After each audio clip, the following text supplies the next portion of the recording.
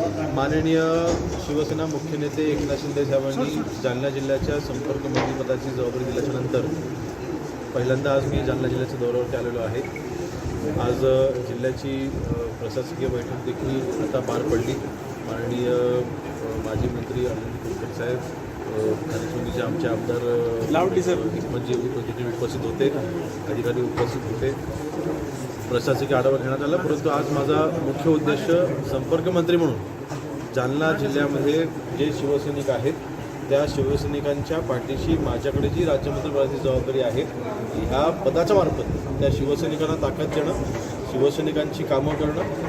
आमदार महोदय तर आहेतच, अजून कुलकर्णी साहेबांचे अतिशय अनुभवी माजी मंत्रिमंडळाने काम पाहिलेलं आहे. त्यामुळे मला वाटतं त्यांच्यासारखी व्यक्ती आहेतच, परंतु एक ह्या पदाच्या मार्फत संपर्कमंत्री पदाच्या मार्फत आपल्या शिवसैनिकांना अजून ताकद कशी देता येईल आणि संघटनात्मक आढावा घेण्याकरता आज मी आलेले आहे. सलमान खान पुन्हा एकदा देशमुख यांच्या टार्गेटवर आला. देशमुख यांच्या 5 जणांना पुणे शाखेने अटक केली.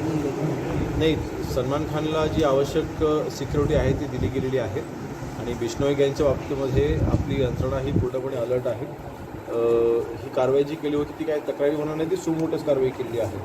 म्हणजेच आपलं पोलीस यंत्रणा ही तिथे सतर्क आहे आणि बिश्नोई यांचं एक प्रयत्न चालू आहे की महाराष्ट्रामध्ये मोठ्या मोठ्या शहरामध्ये दहशती घडवून हे खंडणी मागायचे आणि असं त्यांचं जे काय त्यांचं ते गँग त्यांचं जे स्थापन करायचा त्यांचा प्रयत्न आहे तो का मी यशस्वी होऊ देणार नाही. ज्या व्यक्तींना महाराष्ट्राच्या जनतेने आता संपवलेलं आहे, जे व्यक्ती आमच्या मतामध्ये निवडून आलेले आहेत, त्यामुळे मला वाटतं अशा व्यक्तीवरती बोलायची आम्हाला गरज नाही. कैलास बोराडे मारहाण प्रकरणी जे आहे आरोपी फरार आहेत. शरद पवार गैरहजर. त्या बाबतीत मी काय बोलू शकत नाही, परंतु मला वाटतं शरद पवार साहेबांची जी काही राजकारण करण्याची पद्धत आहे ती आता तरी उद्धवजींनी समजून घेतली पाहिजे.